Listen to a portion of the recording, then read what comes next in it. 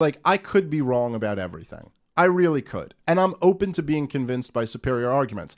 I am here, ideologically here, because I was convinced by superior arguments. I was a left-wing guy. And then I was just like, oh, shit, these guys are making a better argument. And it makes sense. And I've read a bit on the subject and, like, gotten obsessed with it. And now I'm here and I have these strong views. But I'm open to superior ideas convincing me of other things.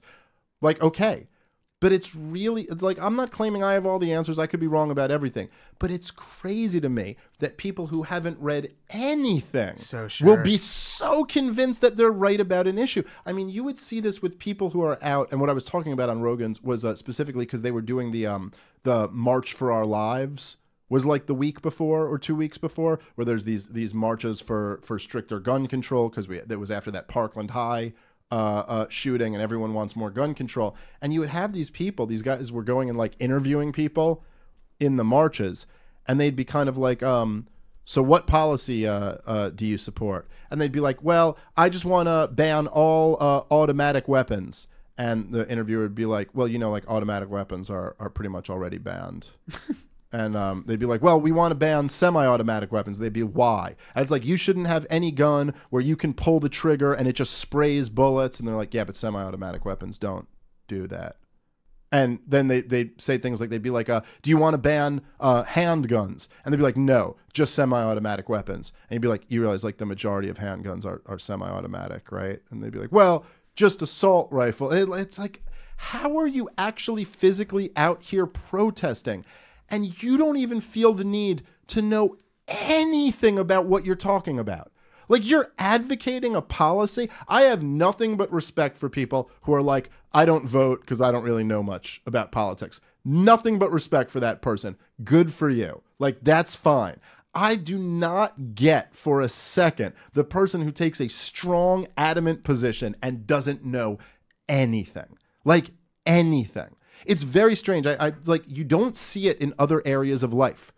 It's just in politics. Like, you don't see, if fucking I am obsessed with basketball and I watch every single Knicks game. Like, I'm diehard Knicks games. I go to all Knicks, and you never watched. You haven't watched a Knicks game in 5 years. And then the playoffs come around and you come in and you're like, they should be running the pick and roll right now. And I'm like, we don't do very good with the pick and roll. They're like, no, I think we should be running the pick and roll. You just go like, well, no, you watch this and I don't. So I assume, you know, the example I've used before is, like, if we're in, like, a car, if there's 4 of us in a car and the car breaks down and one of us is a mechanic, you know, and the mechanic's like, oh, we got to jump start the blah, blah, blah, blah. I don't know anything about cars, but he's like, we got to do so-and-so. We don't go like, actually, I think, let me take a look at it. I don't just pretend when I don't know anything about cars. I just go, yeah, I don't know cars. You know it. You got to pee in the exhaust. Everybody knows that. And right. Like, and I understand that people are like, well, politics, you know, affects all of our lives, but, like,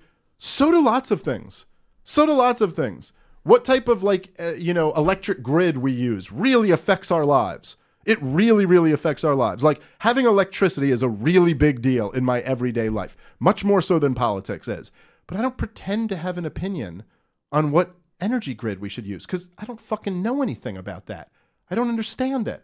I don't pretend to have an opinion on, you know, I might ride the subway 5 times a week. I don't pretend to have an opinion on how the railroad track should be built. I just don't. I don't know anything about that. By Asians, of course. Well, I mean, I said I don't have an opinion on how they should be built. I don't know who should be building them. But you know what I'm saying? Yeah. Like, it's a weird thing that only happens in politics, and it's because they play on this team identity thing. Yeah, I've said many times before, but there's something you can really learn a lot about human beings by just watching a sporting event.